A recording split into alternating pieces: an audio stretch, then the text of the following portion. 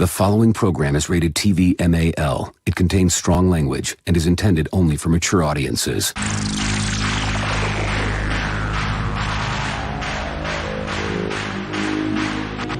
TBS, America's #1 independent television network, presents the following sports exclusive.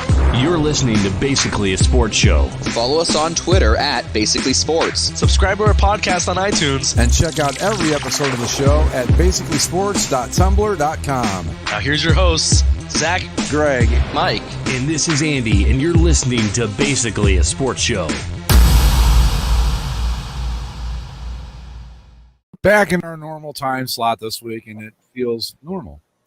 Yes, it's nice to, I don't know, it's kind of weird when we don't go on a regular nights. I'd say like 4 out of 5 times we do like a show that's on a different night.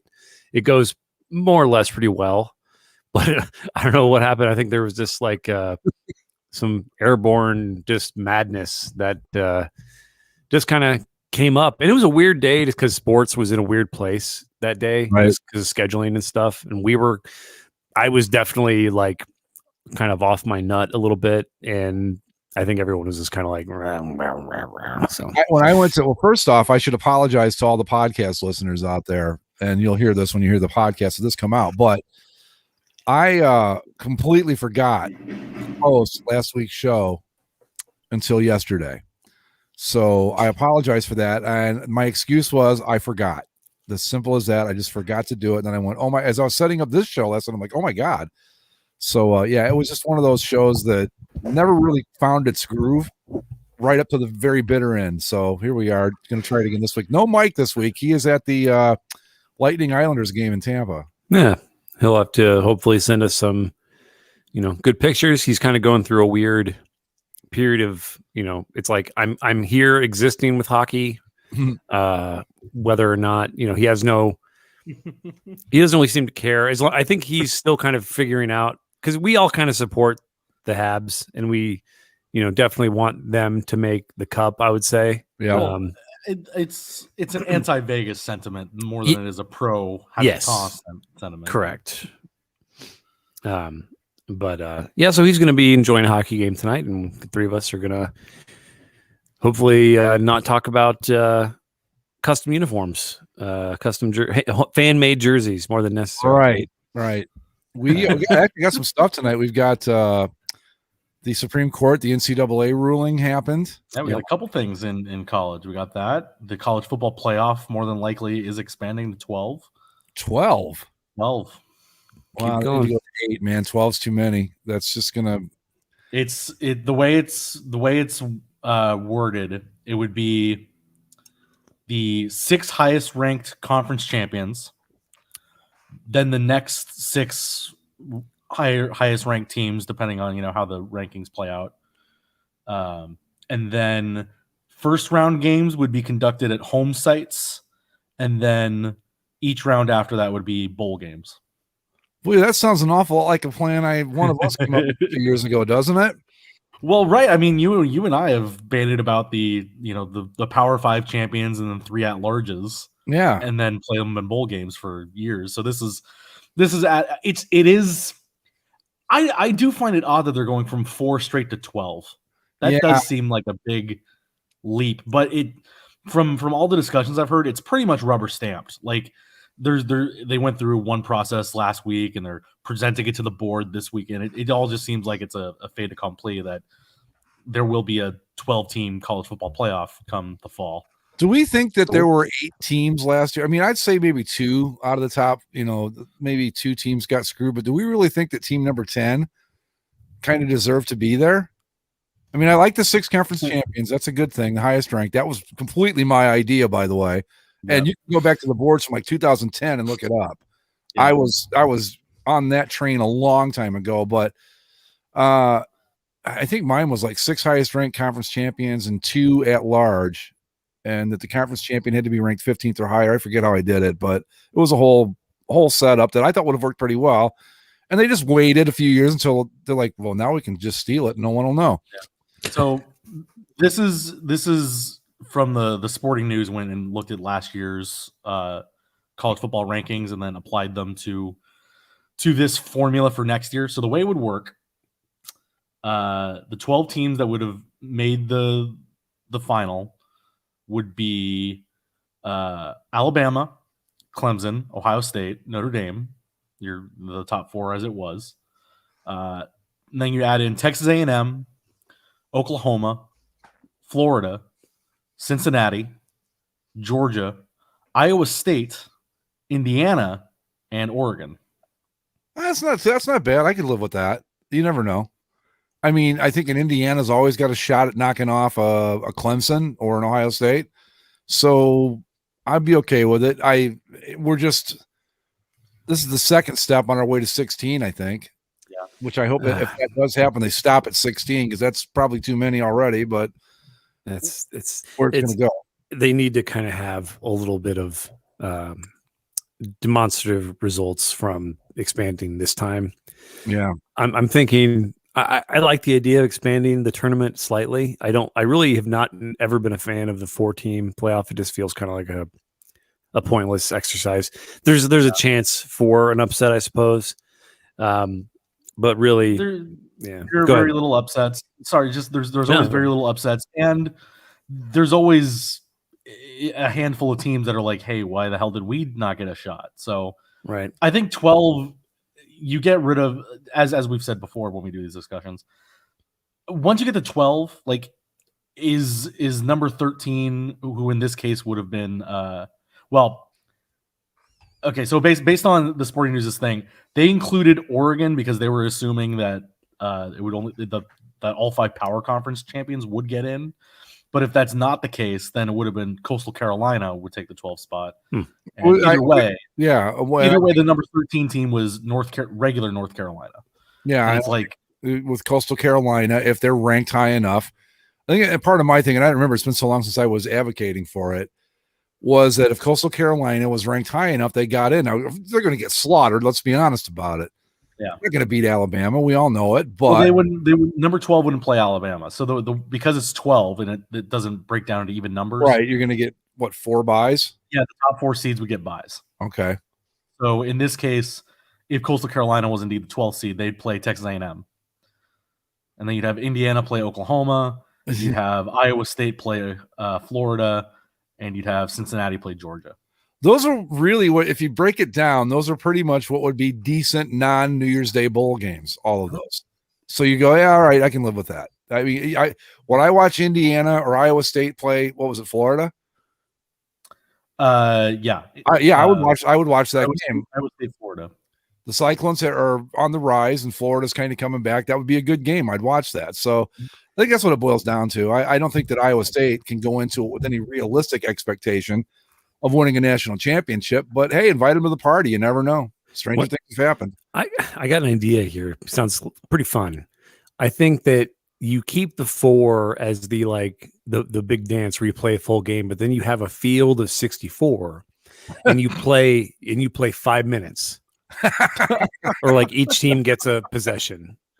And you just kind of basically, yes. And you just sit there and just go for day after day after day after day. I mean, it would kill people, but I mean, it would be amusing. Yeah, I would find it entertaining. I would sign off on that for sure. It'll never happen, but that's because nobody knows what good entertainment is these days. That's the problem. That would be wildly entertaining.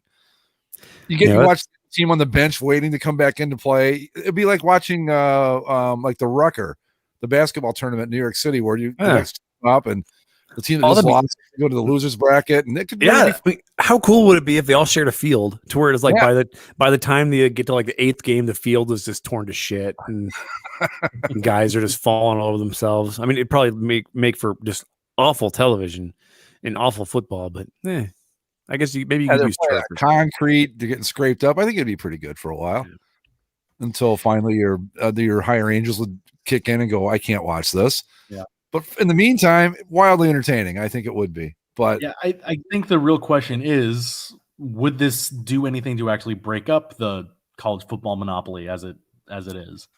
Like, does this truly present any sort of danger to Alabama, Clemson, Ohio State at all? That's maybe. Yeah, I mean, everything's a maybe with that. I mean, there's because of this Supreme Court thing as well, you have to kind of give things a few years to kind of percolate while the NCAA, I guess, kind of figures out how to waltz around and through the rulings to, basically give players as little as possible while reaping all the money they possibly can. And I mean, Alabama is king. There's a few of them that are just like the titans of college football. But I mean, how many years, before these things cycle? I mean, right. It could be these things. Right. These things have cycled in the past, but it's more so than ever. This feels like we've been dealing with this same block for damn near a full decade now. And that's it doesn't seem like that's how it's been, but in the years previous, like there was still plenty of turnover, but I mean, since Nick Saban's been to Alabama, they just haven't been bad. And, Ohio State's kind of locked itself into that run. Clemson has locked itself into that run. And now I see it in the high school athletes that I cover, and when I pay attention to the stuff that, these kids aren't going to other places anymore.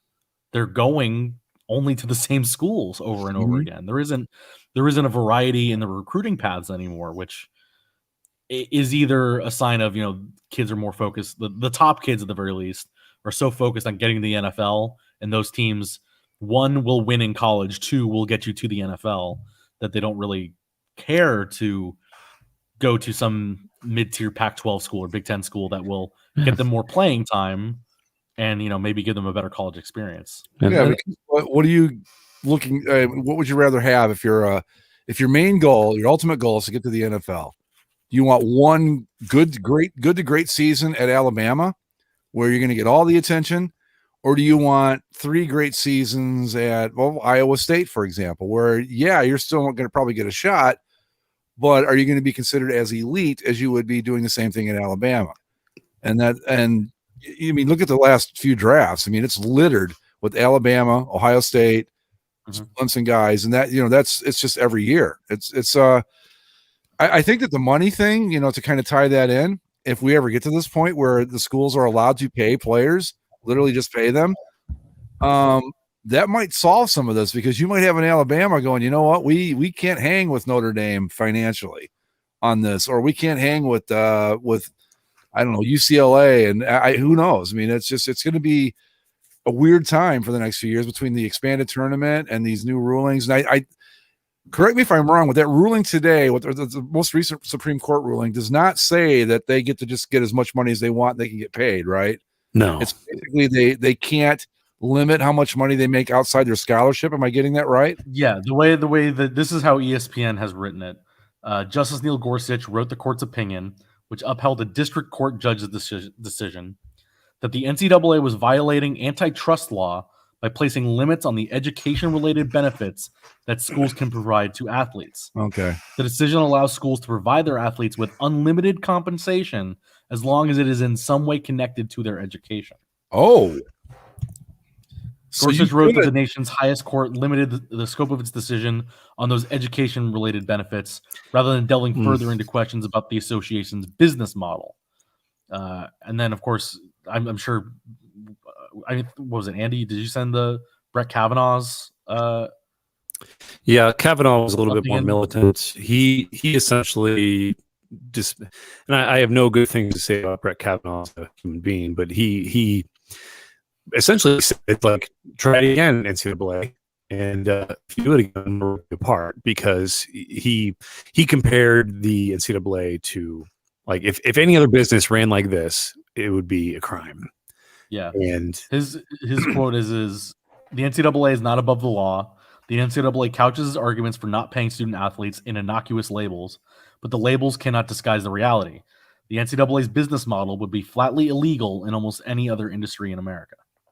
That's probably true. I mean, I'm no lawyer, but it sounds right. Yeah, it was a 9-0 decision, wasn't it? Oh yeah, totally. It was like straight across the board. which That's their third 9-0 decision in a row, which I don't think anyone expected. oh God, I mean, all the arguments we had over this stuff. Yeah. It's crazy that they're kind of so in lockstep, which is odd. I don't want to go down this rabbit hole, but I think they're trying to put up this really united front so that we can get rid of the court packing thing or whatever that was. I mean, I could be wrong about that, but it's like, hey, you know what? We aren't here as a bunch of ideologues. We're here to interpret the law, which is what it should be, period. Yeah. Yep. I don't care if you're a fucking John Birch Society member or a communist and anything in between. Law is law is law, and that's the end of it. But yeah, it's so they can pay players. And so like Ohio State can go, hey, we want to sign, I don't know, some high school kid from Cleveland, and we're going to give him a $20 million signing bonus. Would that be legit now? I mean, I think with the Gorsuch wording, some people have said, well, they're just going to buy them laptops now or something like that. It's like, well, it's not that straightforward. And I imagine it sounds like they're kind of framing bribes to where it's like, we're giving you, $15,000 for this textbook. And the textbook only costs $150. Well, right. Because they specifically relay it as education related benefits. So I think what that kind of means is that the scholarship money can be presented in a different way, right? Because because you could argue that a car is an educational benefit, and in fact, and if you've ever been to Ohio State campus, a necessity. Because I don't think this means they're going to start giving them paychecks, but I think it's exactly like Andy is saying, that they're going to get a little creative here at first as like this middle ground before we start just putting them on a payroll. No. But yeah, they might get a laptop. They might get a book that has $100 bill in it. They might. I mean, because essentially this is stuff that's already been going on in some, basically who could hide it better. Yeah. And now it's going to be kind of opened up to where it's essentially, are we going to still be, paying for every single thing and like finding any excuse to funnel cash and perks to you guys? Yes. We're just going to have this like, education label massaged onto it. And that's going to be that. We're creating a sludge fund basically, or a slush fund. Yeah.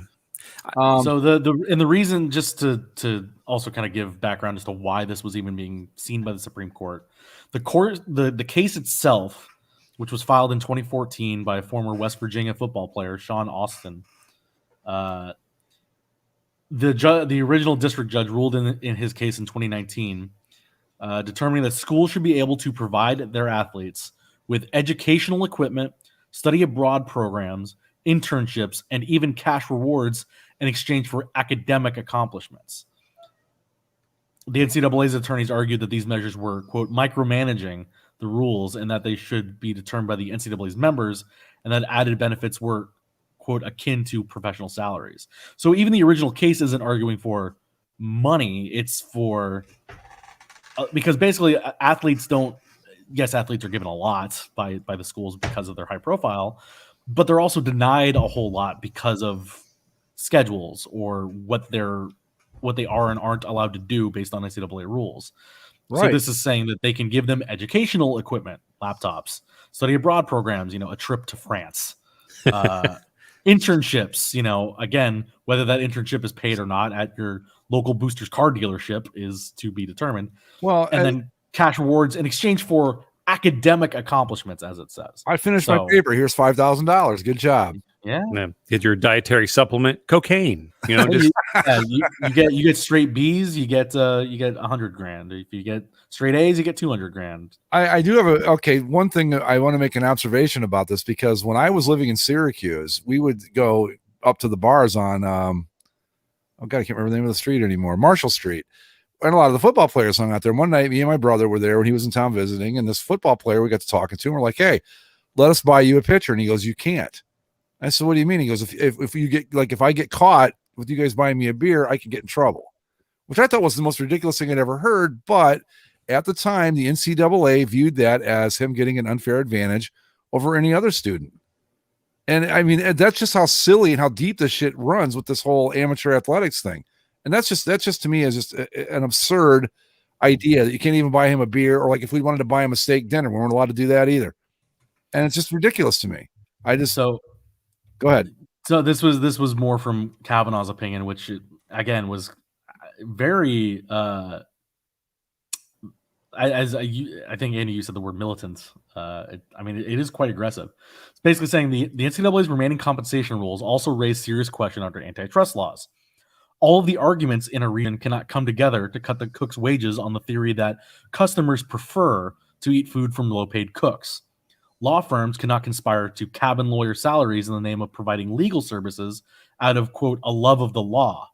Hospitals cannot agree to cap nurses' income in order to create a, quote, purer form of helping the sick.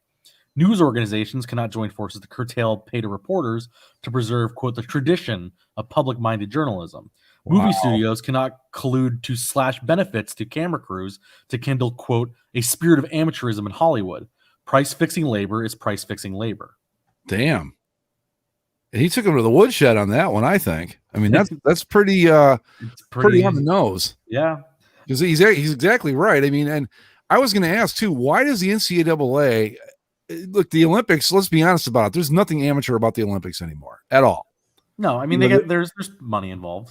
Yeah. On every level. Yeah. I mean, even if you're I don't know, like what do we got, the Summer Olympics coming up?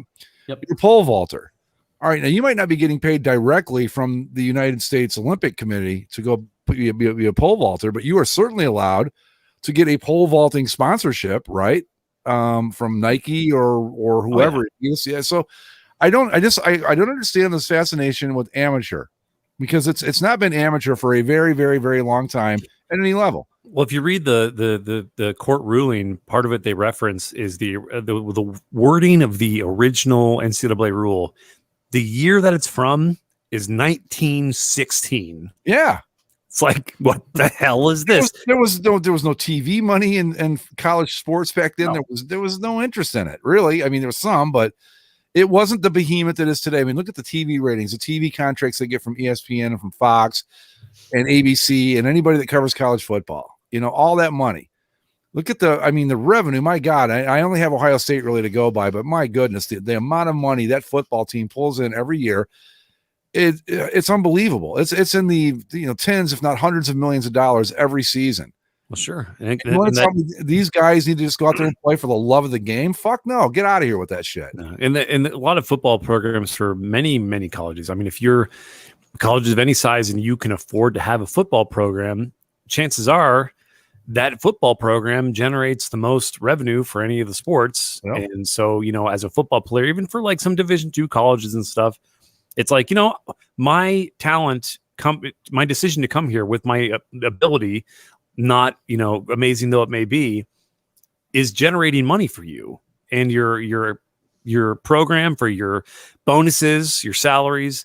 And yet my payment, quote unquote, is, an extra sandwich at lunch.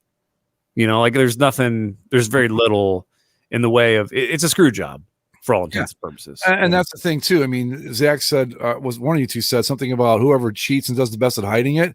You want to know who the best is at hiding it right now? Alabama, Ohio State, and Clemson. You can't tell me for 1 second. And if you guys or anybody in this audience believes for 1 second that these guys are all playing for those three programs out of sheer love of the game and following all the amateur rules and all that, wow, really? That is about as naive as anything I've ever seen in my life. We all know it. They're all getting paid. They're getting paid well. Like Eric Dickerson said way back in the day, I took a pay cut to go play for the Rams when I left SMU, and that was probably true. It's just enough with this charade. Let's just let the market play itself out and see where it ends up at. I mean, I don't know if Ohio State or Clemson or Alabama or Michigan or not fuck Penn State. Screw them. They don't get to do anything. Or USC, Oregon, whoever. If they want to pay players hundreds of thousands of dollars a year to play football, then that's on them, Sure. And leave it at that. I just don't. I used to not like it when I was a kid. I'm like, no, we need to keep it pure and all that, but it's never been pure. No. When you get this amount of money, the hell no. No, there's just no way. And it wasn't pure back in the 30s either. I mean, everybody wants to believe, oh, well, back then they were true. No, they weren't. No, come on. That they were just getting their shit in order because they're like, well, by God, those players are going to want to get paid. And it's like, hell no. And you know what else I think too is that like at a school like at the size of Ohio State or USC or Florida State, Texas, you when you've got a football program that's bringing in that kind of money, you best be fucking footing the bill for everything else. That's only seems fair to me. Like you should, like, I forget, there was that girl that was in the NCAA basketball tournament last year, and she showed what they generously called a weight room for this team. And Right. it was, you guys remember seeing that? And I recall it vaguely, yeah. And I think she played for maybe Vanderbilt or someone, I don't know, but it was Oregon. Was it Oregon? I think. But that was ridiculous. And I mean, I'm not saying like you can't have like perfect equity, because let's be honest, the girls basketball team doesn't pull in what the men's football team does, but there's no reason that girls team should ever want for anything with that kind of money coming in from the football program. I'm not saying split it down the middle, but for fuck's sake, don't embarrass yourself like that either. I don't know. I'm trying to go somewhere with that. I think you guys know what I mean. It's like you got to share the wealth a little bit. I'm not saying turn it into a completely, okay, we've got 8 programs, so the football team is going to split the money 8 ways. No, that's not reasonable either. But come on, it's time to spread the wealth, pay the players, and let the market, I was going to say like the NFL does, but that's bullshit too, because they've got a monopoly basically. But you know what I'm saying? It's time to stop with this amateur nonsense. And I forget how Kavanaugh put it, but where just the joy of being a lawyer, the joy of working is no. Those days are done. Yeah, it's for a long time, and it's about time the NCAA catches up. So something else that as I've been looking up stuff to kind of provide here, that jumped out in the court's opinion, they referenced the antitrust stuff with Major League Baseball. That original ruling back from, what was that, 1922? Which for those that don't know, the 1922 Supreme Court ruling stated that the business of Major League Baseball did not constitute, quote, interstate commerce, thus making it exempt from the Sherman Act, which prevents businesses from conspiring with one another in an effort to thwart competition. So in the official opinion of the court today, this was in here that to be sure, the court once dallied with something that looks a bit like an antitrust exemption for professional baseball, and they list off the individual cases.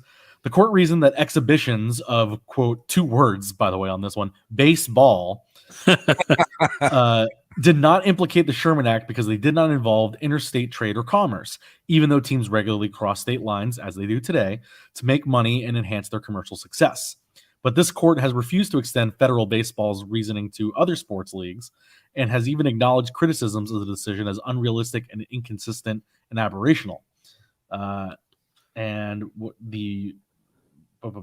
Whether an antitrust violation exists necessarily depends on a careful example of market realities. If these market realities change, so may the legal analysis.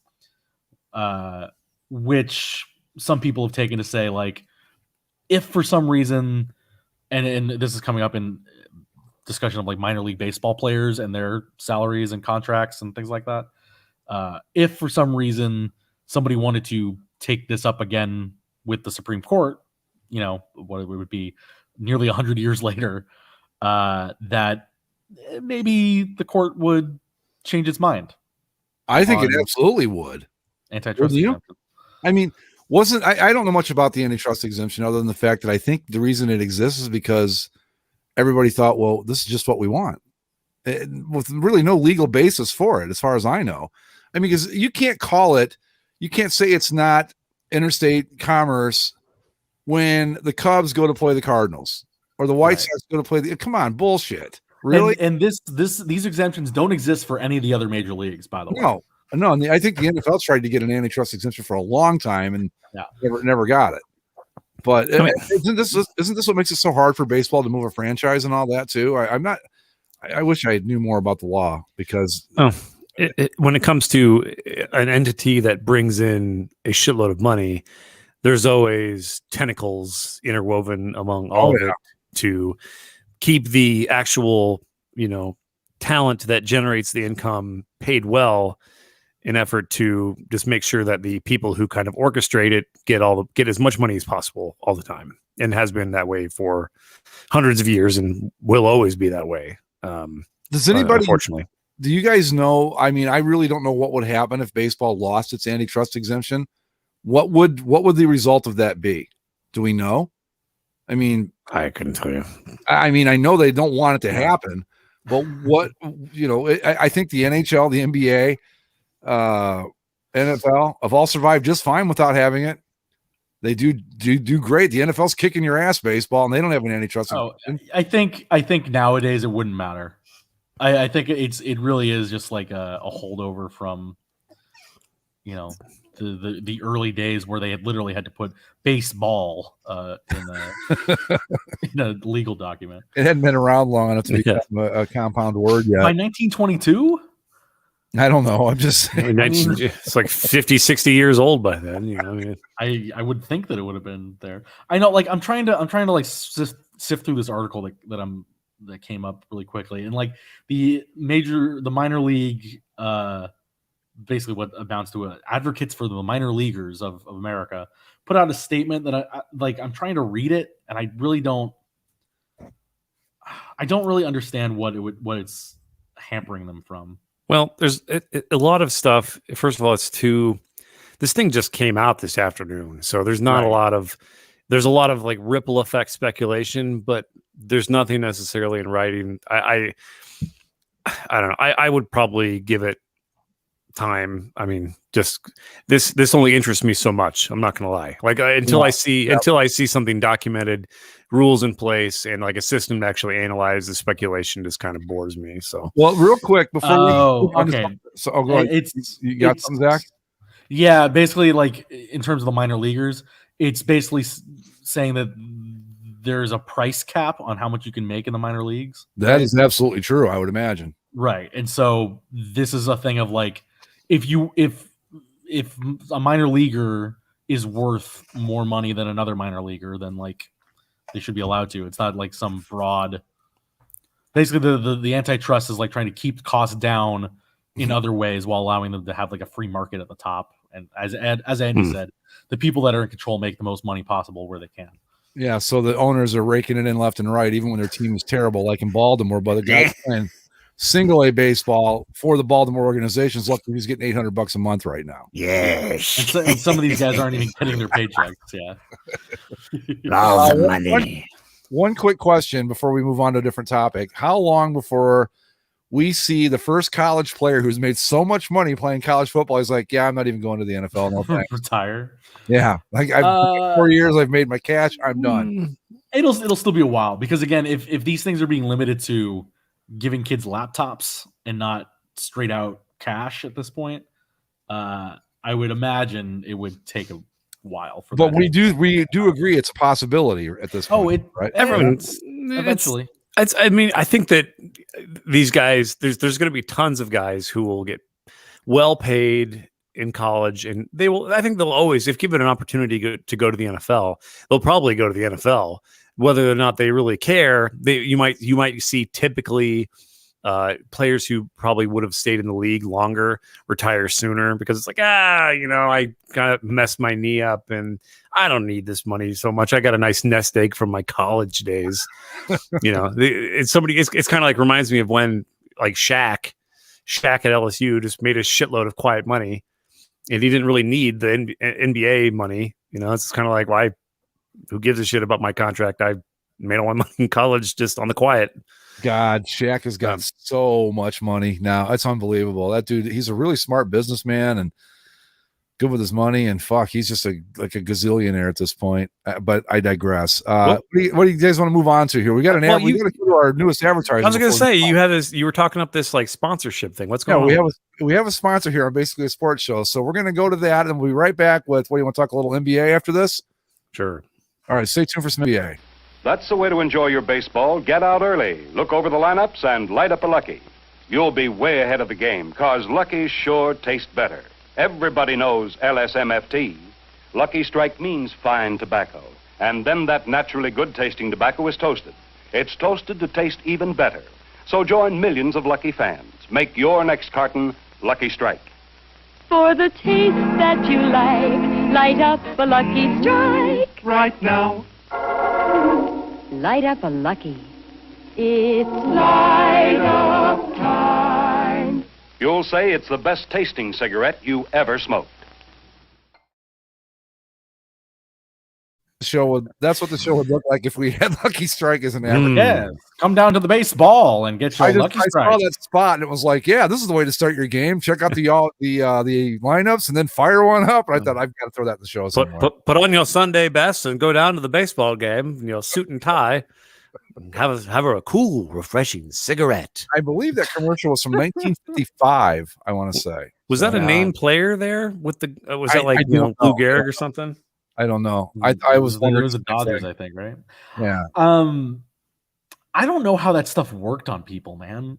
Like, obviously, we've been jaded by the commercialist consumerism culture of the post '80s America, but like, the commercial itself or the product? The commercial itself. I know. Well, they weren't very good. If I was a 1950s man sitting at home and be like, oh yes, aha, I should get myself a Lucky Strike and go down to the ball game. That sounds like a treat for me.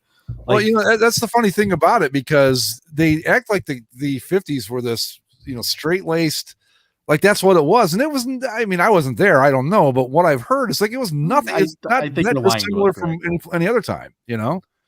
You were there, Greg. Don't lie to us like that. No, I wasn't. That I can promise you. I'm a child of the 60s and 70s, but not the 50s. Well, it's kind of like an idealized world. They wanted to make, because the idea was of those days in all media and sports writing and advertising, that when people see your ad, see your television commercial, hear your radio commercial, they want escapism. They want to see this.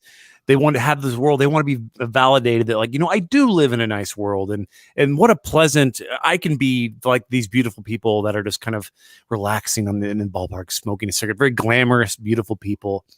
And, then in reality, you go to the ballpark and some guys shouting racial slurs and nuts and spitting. That's what I mean. And they act like it was so prim and proper back then. It's like, no, they were out banging just like everybody else did. Could you imagine going to a day baseball game in a woolen suit? No, sitting in the sun. Look at those. I mean, those old pictures are amazing, though. Where you look at because it was a big fucking deal to go to a baseball game. So everyone's wearing their fucking fedoras and like you said, I love those.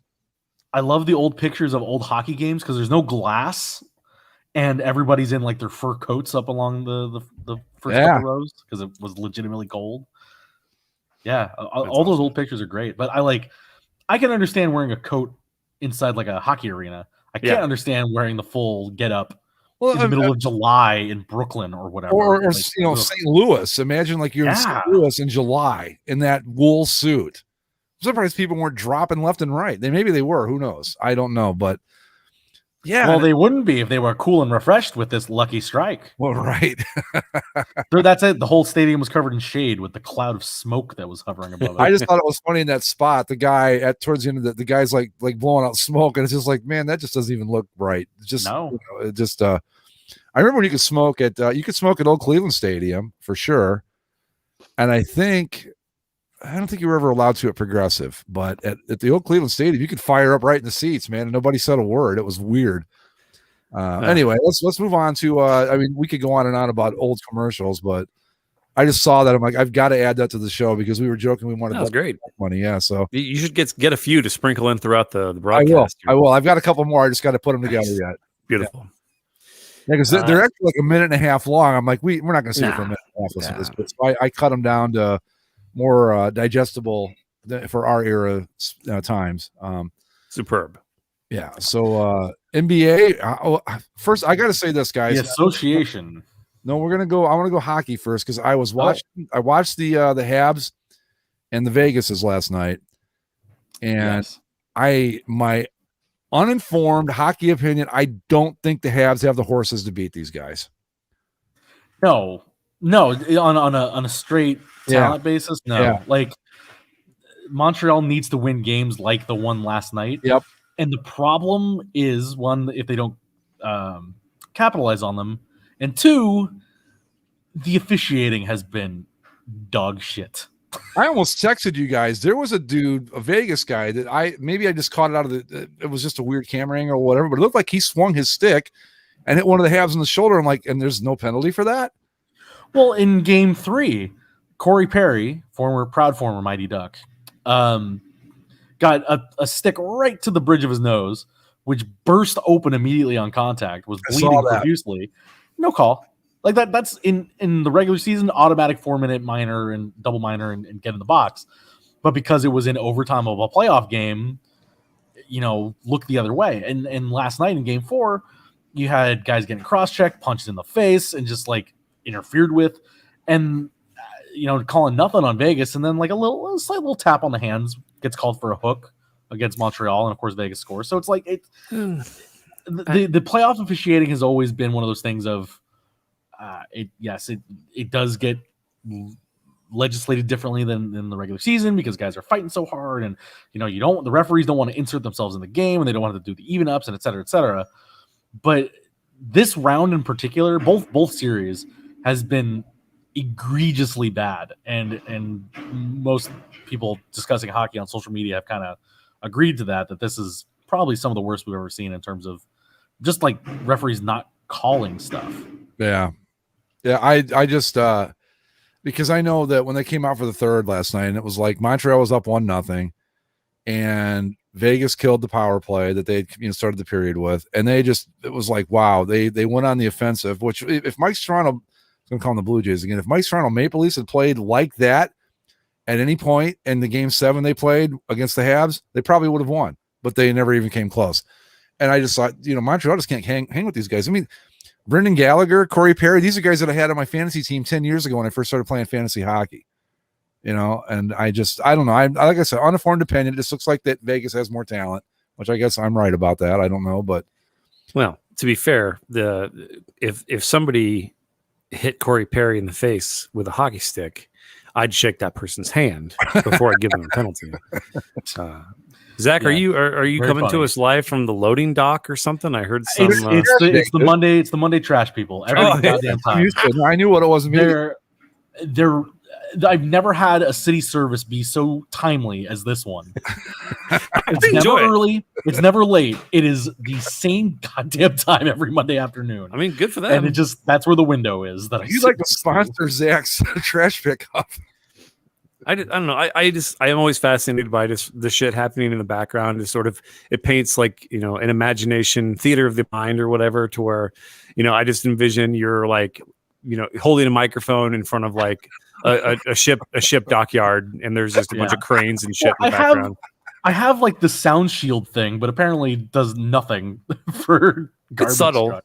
I mean, it's subtle. So don't like, poop on your system too much. Well, because it's we're like, I live in an apartment complex, and we have the 4 dumpsters right outside. Like there's a little street in front of me, and then there's the 4 dumpsters, and so like this truck has to sit up there, and the guy has to pull each individual dumpster out and lift it and dump it and put it back down and put it back into the thing and move the other one, and it's a whole process that makes a lot of noise. We have to work a bit around it somehow. We'll figure out a way to make it. I try to mute it, and I just I can. Don't worry about it. It sounded like somebody was pounding on a metal door trying to get into your house, kind of. Yeah, that was where my mind went. I'm like, Zach is about to be attacked by alien robots. No, it's the dumpster lid slapping against itself, being held aloft by the trash can.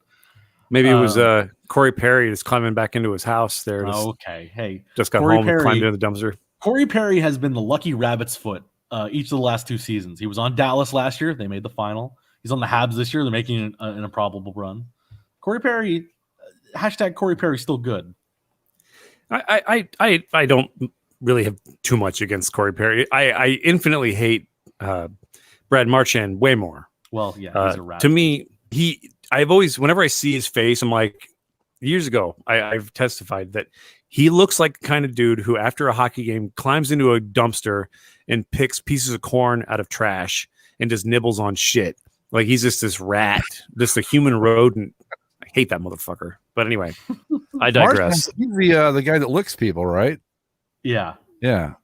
Easy. But yeah, on there. A lot to unpack with that guy. I think like if Montreal was going to win the series, they needed the game yesterday. Like being down 2-2. And with, 3 games left now, like them winning 2 out of these next 3 with 2 of them in Vegas, it'll be hard. They pulled out game 3 when they were being massively outplayed, but it stole one. And then game 4, they were actually playing pretty decently. They were actually outplaying Vegas for a bit. And so it's like, okay, well, if they're going to play like this and they're going to be up, they just didn't capitalize on some of their opportunities, and they were denied some opportunities again by the referees. But unfortunately, Vegas basically stealing that one for themselves probably seals the series in my mind. Yeah, they kind of got the one back that they gave away, which you never let a team do that. You can't let them. When you steal one, you got to steal another one. You can't go, well, we're going to make it even now.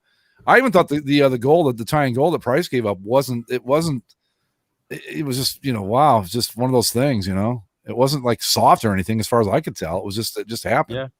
Yeah, and I mean the overtime goal is just a scramble and guy being super patient with the puck, and I mean stuff happens, and it's amazing that Montreal's gotten this far at all. And a trip to the Cup final would have been maybe a little too much to ask, and it seems like it is. So we're probably gonna have to pin our hopes on whoever comes out of the East, whether it's Team Islanders, man, Team Justice, Islanders or Lightning. Yeah, and that Ryan Pulock save, that was incredible. Yeah. That was one of the damnedest things I've ever seen. Yeah, that was really neat. Yep. That's the shit you just don't see. I'm going down and sacrificing your body, giving it all for the team. Yeah, and the presence of mind too. I mean, just what a great play that was. Just knowing that, you see your goalie's out of position, and you're like, I got to get back there, and then you get there, and you're like, the timing was just amazing. It was a really cool play to watch. Yeah. It's not often they, after a playoff game, usually everybody goes over the goaltender, gives him a hug, and lines up behind him. It's not often that you see everyone diving on a defenseman, to celebrate him. So good for them. And so, I mean, I don't know how that series is going to break. I think both teams have been equally good at different points. So, I mean, it really just depends on probably tonight will be a huge one in terms of swinging the momentum one way or the other. But the Islanders are playing tough. They've got that forecheck work, and they're scoring more goals than they did in the regular season. And they've got the magic of Nassau Coliseum behind them. This final run in the old barn really seems to be electrifying them to a degree, which is kind of cool. So the Brooklyn Islanders thing didn't work out, I take it. Right. They got out of that contract. So they were able to finish off here at Nassau. And then next year they'll have a brand new arena open at Belmont, right next to the racetrack. So so Honky, the Honda and all that, all gone. Honky is retired. Yeah. Good. I mean, but if you watched during the season this year, so many teams had their own honky. It was interesting. There's lots of those in hockey, actually. Yeah, the Ducks. Yes, the Ducks had two. They had a honky the truck and a honky the car, in one in each corner because there was no fans. So they just said, "Hey, let's take out these seats and put a car." I'm going to call the Islanders going back to Long Island a victory for us because we were not crazy about the Brooklyn thing from the start. Not many people the bad. Remember how bad the seats were, and it was just a disaster from start to finish. Yeah. No, don't put a hockey rink in a basketball only arena. Yeah, and conversely, don't design your arenas for basketball only anymore. Like, that's a dumb idea. That just seems really dumb. Yeah. Well, speaking of the basketballs, so that's a good transition point. So sorry, I'm gonna refer to every sport now as the way that the Supreme Court did back in 1920. This is basketball. Ball. The supposed game, basketball. Yeah. So the Bucks move on. They win a really weird Game 7, and the super team sort of is dead. Hell yeah. I don't care that it was injuries that did them in. I am so glad that we don't have to deal with that. No, I don't either. Institution anymore. Yeah. No, there's halfway home. No, I don't feel anything for the Nets. The justice is served, and they got what they deserve, which is to go home. And now I think that the right thing to do is for the Clippers to leave and fuck off, so that we can get either Hawks, Bucks, and the Suns. Bucks, I think is what I would like to see most. Well, that's in the Eastern Final. Oh wait, no, yeah, you're right. They're both in the East. Why do I always think the Bucks are in the West when they're not? They're one of those teams that's right on the board. I think they've jumped sides when there was that expansion and their last championship was as a member of the West. So it's got to be Hawks Suns then, basically. Is the one we're going for here. I'm going for Bucks Suns. Milwaukee, yeah. I want a Bucks Suns finals. Yeah, Bucks Suns is the way to go, in my opinion. I mean, didn't they? I'm happy with either. Like the fact that it's either Atlanta or Milwaukee will be in the final is already kind of like Well, Pretty cool. That's cool. I was And- going to ask, does this kill our why be a fan of Atlanta or these other teams theory that we've been pimping all these years? Maybe, but I think Atlanta beating the Sixers, like, that is a stare yourself in the mirror moment for the Sixers. Like, the process has failed, and every move that they've made since has kind of like they finally got the team together, and they look like they were going to be really good, and they are at times, but they lack something. They lack that extra that makes a true championship contender. And whether that's the players, like, is it Joel Embiid not being hard-nosed enough? Is it Ben Simmons, like, refusing to develop a jump shot 6 years into his career? Is it choosing Doc Rivers after going through all these coaches? And it's like, hey, Doc Rivers lost a game 7. Who'd have thunk? But it's kind of amazing that team is extremely talented, but also has no ultimate competitive fire that some of these teams do. They don't have a killer. That's the main thing. They need that assassin in there to, like, because, like, even for the shooting woes that beset the Hawks and some of the Bucks players, like, there's some guys towards the end of the game that came out and hit some huge shots. Meanwhile, you got Ben Simmons, who passes up a fucking dunk to dish off for a couple free throws, and you could see Joel Embiid in the top of the key. He's just like, "What the hell are you doing? You're Ben Simmons, dunk the ball." Yeah, number one pick overall in his draft, and he just doesn't have it. Like, he's good, talented, just no killer instinct, like you said. You know what, though? If you're KD and you want to win a title, maybe you go to the Sixers. I mean, I'm sure he's already signed a multi-year deal with the Bucks, but well, here's the thing about, you know what KD's going to come out with a new pair of sneakers next year that look like hooves, so that way they can't possibly be behind the line. It's going to be like those, like, old like shaping shoes that they bend your feet, and he's going to isn't never that again. The worst? Is that the worst playing basketball? The long two. I mean, in this situation, think, like, sure. You think, oh, I got this 3, I nailed it, and it's like, well, actually, yeah, your foot. Well, I mean, your toe on the line. Yeah, but I mean, no bad feelings for the Nets. Like, I'm not gonna feel bad for Durant either. I mean, the guy has won his titles. He's ring chased. He's a multi-millionaire, and he's gonna be, he played his ass off. He set some records in game 7s, and he goes out with his head held high. I mean, you didn't see he doesn't give a damn what anybody else thinks. Well, no, never has. Yeah. I mean, that's fine. Look, go where where they're going to pay you. Go where you think you can win, but we don't have to go, hey, you got a ring now because you went to the Warriors after they'd won 73 games and said, I'm going to join this team. Nobody roots for the guy that, like, is standing around on Tatooine and goes, I'm going to join the Empire because they look like they're going to win. I mean, nobody roots for that. I'm just saying. I was talking about this with a coworker earlier about how if the Suns and Bucks and maybe the Hawks, if they win the championship, because I feel like what happens, like, with the super teams winning titles, what that does is it signals to ownership and management around the league, like, oh, this is what you do to win titles. You just get super teams together, and everybody just kind of follows suit, trying to orchestrate getting their trinity to win them a championship. And there's a huge part of the players that do that as well, because they feel they see the writing on the wall and want to orchestrate their own trinity of championships. Whereas if you build around a star with a good supporting cast and just grind out a championship as a team from a smaller franchise, it kind of gives everybody pause. And I really hope it does, because Giannis signing that contract extension was huge. That was a big step for a lot of secondary markets, because you don't see that anymore. You see a lot of guys who, you get my rookie contract, and then I'm going to go find a championship somewhere else, because I'm not going to sit around Orlando or whatever and just twiddle my thumbs losing for you guys throughout my prime. And I really hope that Giannis can win a title, set an example with the contract, with the championship, with the success, and show that, this is an honorable and successful means for some of these players. And Whether the NBA follows suit, I don't know. I can't say, but maybe it starts a trend.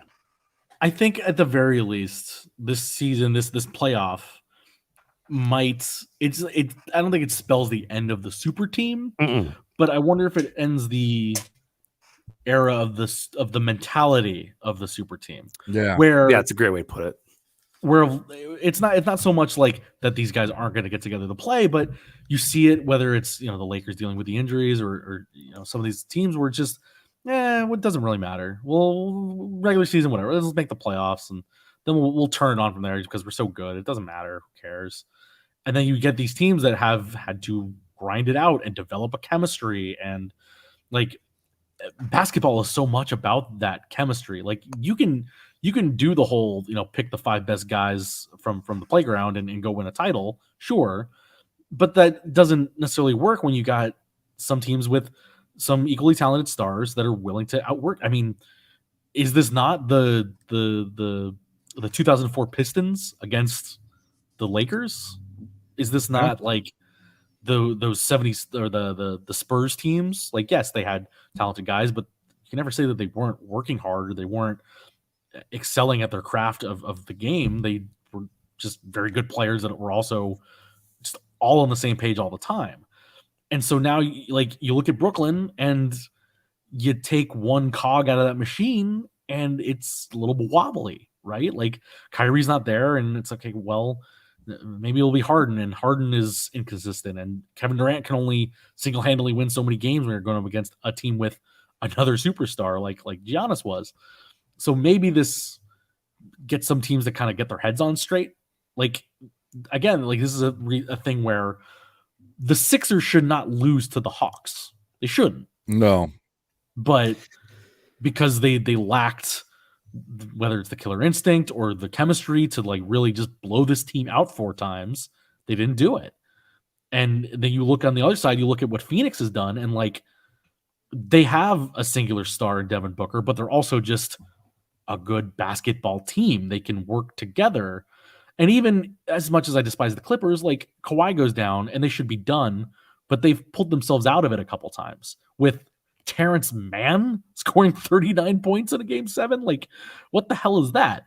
But, even the Clippers to me lack a little bit because they still seem to be like, we can lose the first 2 games and come back and win, and it's no big deal. Like that's the kind of attitude that I don't like, that it's like, we'll get there. Like, and trust me, as a Lakers fan, I've can count myself guilty among those that thought like, the Lakers will be fine. Don't worry about the injuries. They'll make the playoffs. Whatever. The Suns, that's fine. And injuries and chemistry kind of kill you in the end.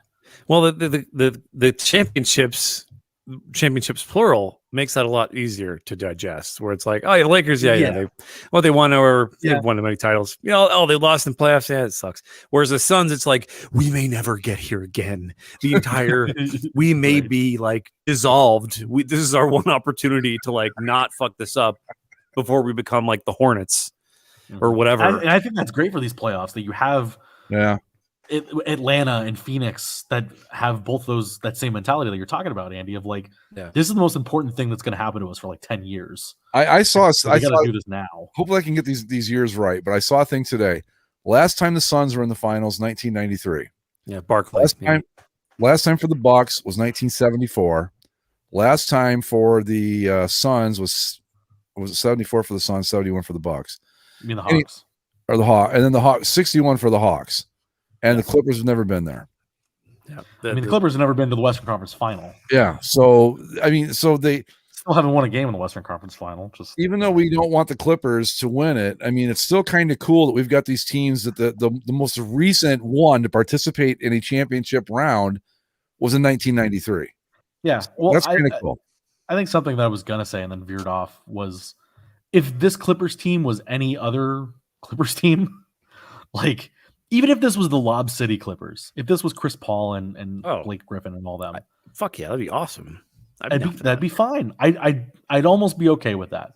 But I do not like how this team has been put together. I do not like the outward appearance that they're trying to put on, like really kind of paint themselves with this. Hey, we're Los Angeles with we come from the streets. It's like no, you don't. The fact that they could win in those dumbass uniforms makes me ill, and that even if they use their normal uniforms, they still suck.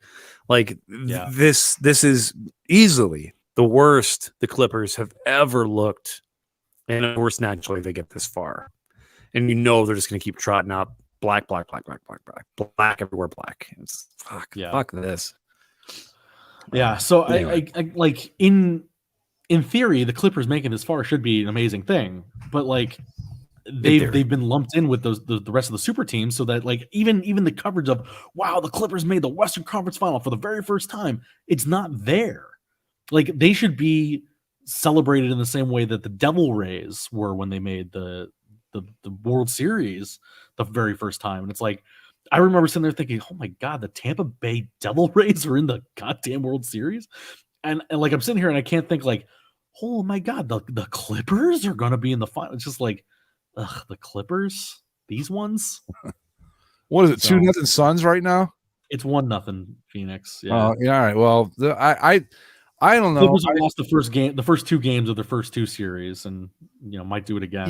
I said, whatever the most Clipper-like thing they can do is what they're going to do, and it might be getting to the Western Conference Finals, and just falling apart. I don't have any faith that they're gonna punch the ticket and get this done. I don't, none.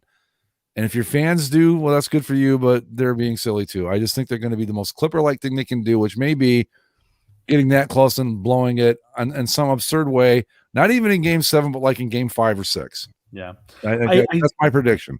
I told myself I was going to do this the other day, but I need to do this experiment. I don't personally, like, I'm sure there are Clipper fans in my sphere somewhere, but I cannot tell you that I physically know a Clippers fan. Like, in my immediate circle of people that I talk to regularly, I don't know a Clippers fan. And so I really need to do like an actual survey to find out why like of the people that might be in my sphere, why have you chosen to be a Clippers fan?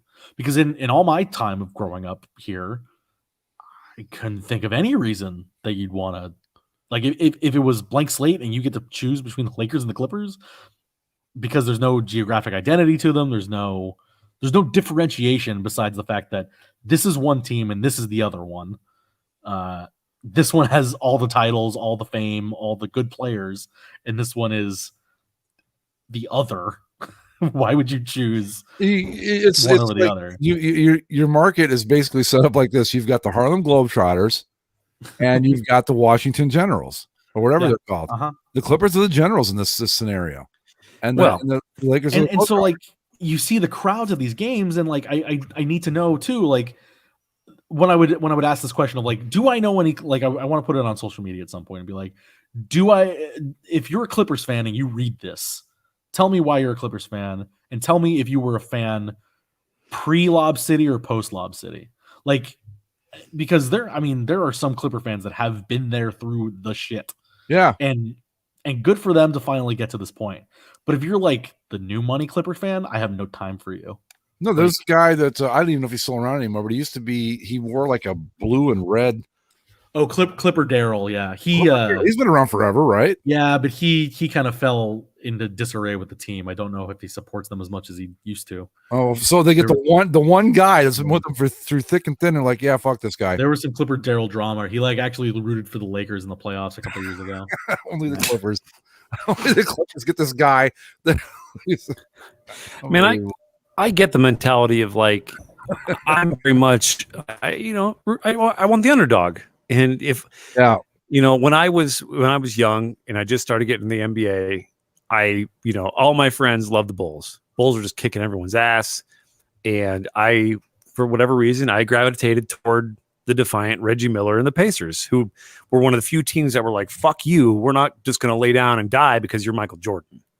And so I became a huge Pacers fan. They never won anything, which, sound investment on my part, but they, but they put up a fight, and they were feisty. They were the other not obvious choice. And if people were like, well, why the hell wouldn't you choose the Bulls? They're kicking everyone's ass. Like, well, I guess I'm just a contrarian. I want to go against the grain because I feel like, it's to me, as you know, I was raised in a Cubs family, and I know what it's like to root for losing teams.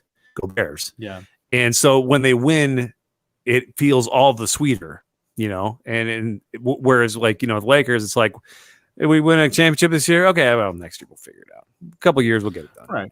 And I think I would have thought being a Pacers fan of that era sounds like it'd be fun. It was fun. A couple. I mean, there's like, not when you lose to Kobe and Shaq and the Knicks. Sure.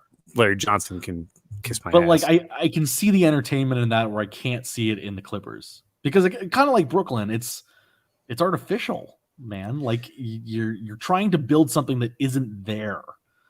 Like, whereas like the Pacers, there's a history, there's a team, there's a locale, there's an attitude there, and the Clippers don't have that same. I was just gonna say, if we take this Clippers team, keep it in San Diego, and everything plays out exactly the same, completely you feel this different way about them. Completely different. No. Yeah, exactly. If this is the San Diego Clippers, I am celebrating their success. Yeah. Yep, me too. Yeah, just because Los Angeles can support two basketball teams doesn't mean it needs. It's kind of, these guys are kind of like if Toronto actually does expand the NHL and have a second NHL team in Toronto, they'll be the Toronto Clippers. But that's what the Clippers are basically. You went into a market with the Los Angeles fucking Lakers. Yeah. I mean, it's 1A and 1B. Who's the most prestigious franchise in the NBA? Celtics or Lakers? It's that simple. Right. And again, I think I've talked about it before, but like the Clippers have had opportunities to go carve out their own like locale. Like if they had moved to Orange County in the 90s, like they could have. Yeah. I mean, I don't think I would hate them in the same way that I do now. Like it would be tough to like not be a fan of the Lakers still, but I think I would support whatever the Anaheim Clippers were, because they'd at least be representing my area or something. Yeah, and not trying to be like LA number 2 team. Right. And because even the second arena that they're going to build, it's still going to be in Inglewood. It's literally going to be down the street from the Forum, like 3 blocks away from where the Great Western Forum is. Like, come on, like you're not doing that. Whereas, like again in New York, yeah, you have the Knicks, and the Knicks are always going to be like, even if you were somebody in Brooklyn, you were probably still going to root for the Knicks.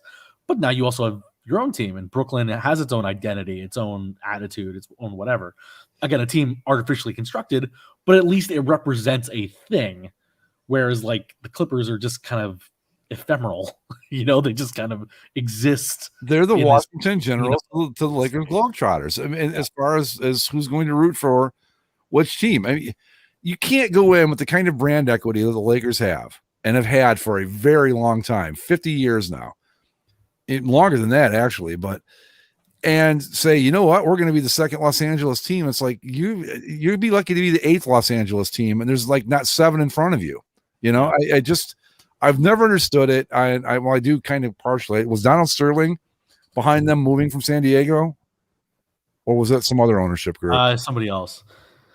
Yeah, but like when it comes to I remember when it happened, I thought this is stupid. And this was back in whenever it happened.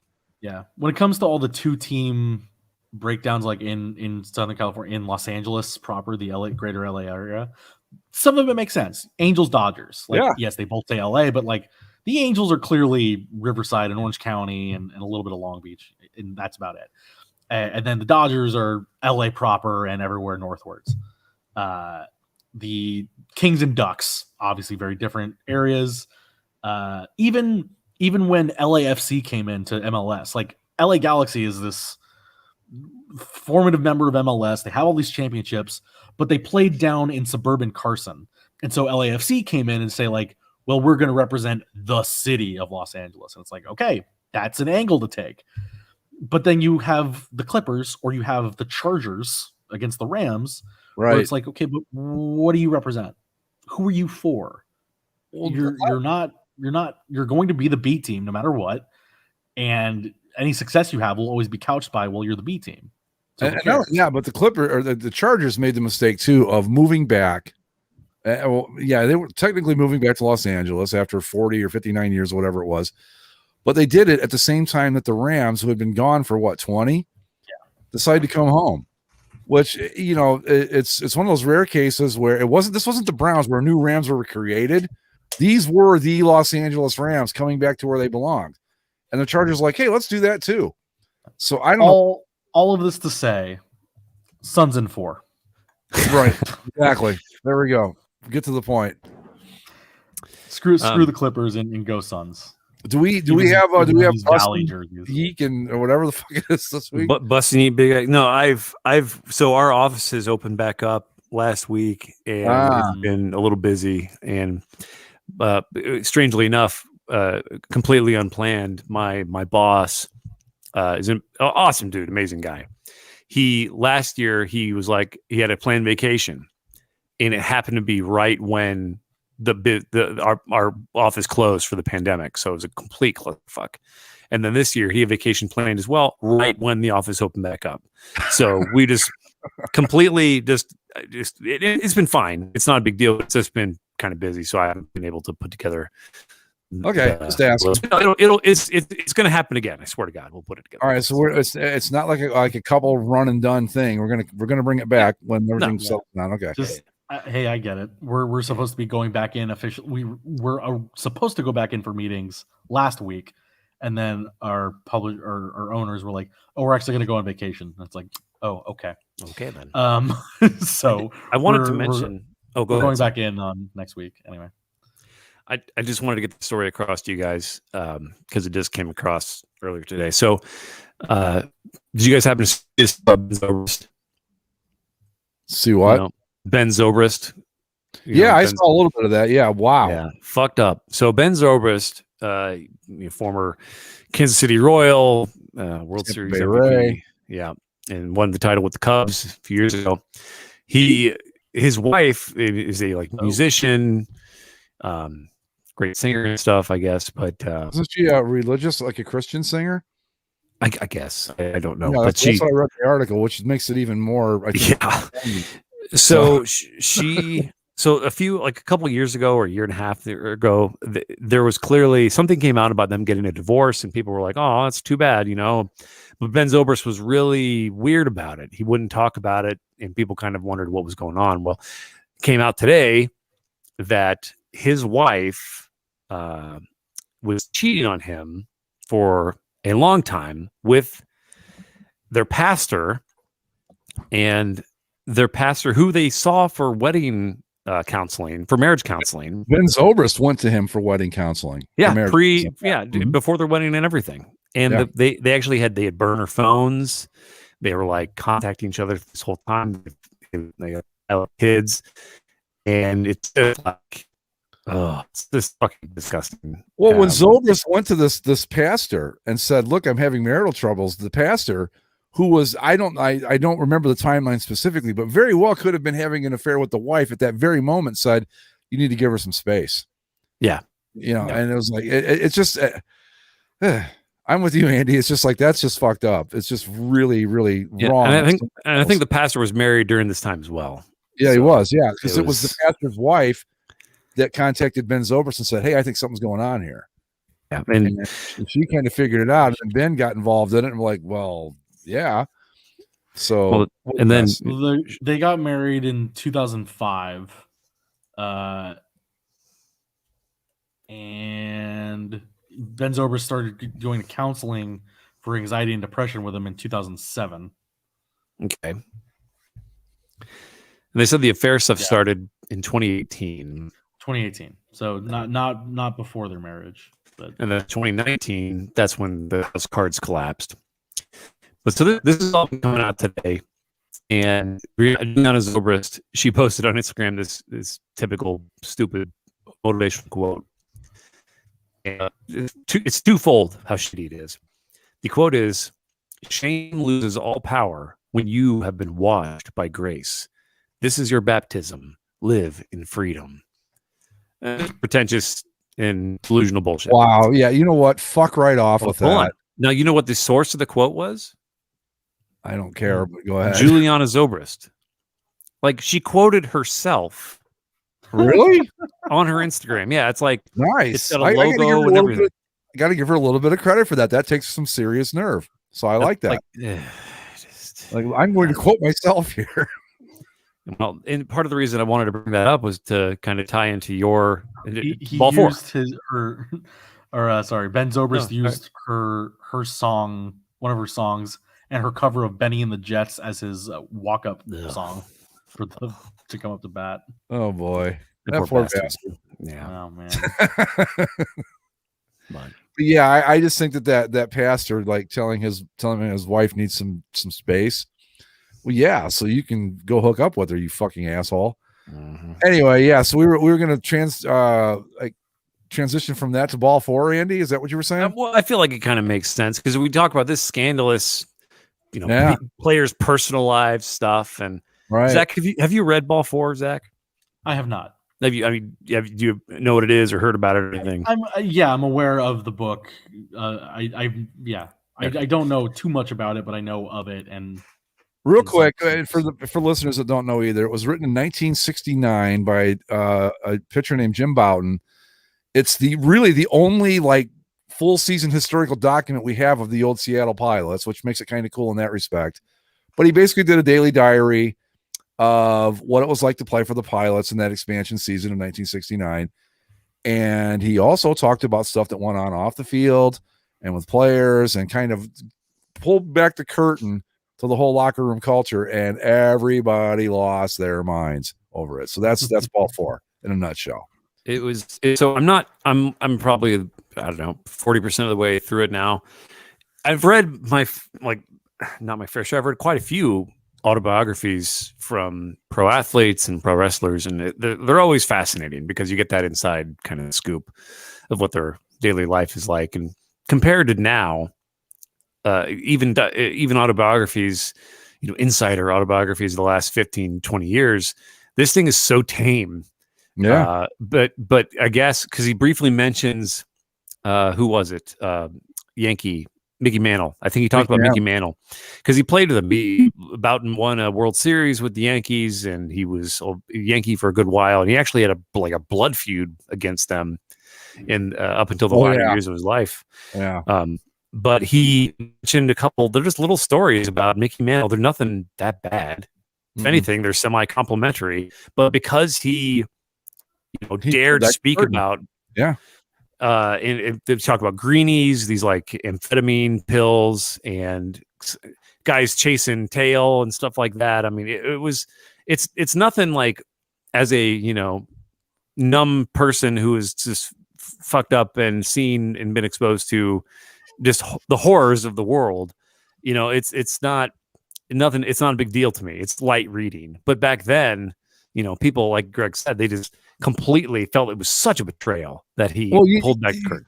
I think the best analogy for it, for those of you that have been with us the whole show, that Lucky Strike commercial I played, that's the world that baseball was portraying. That's what they wanted people to believe.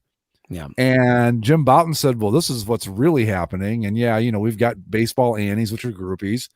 We're hooking up with them all the time. We're taking drugs, we're drinking, we're getting drunk.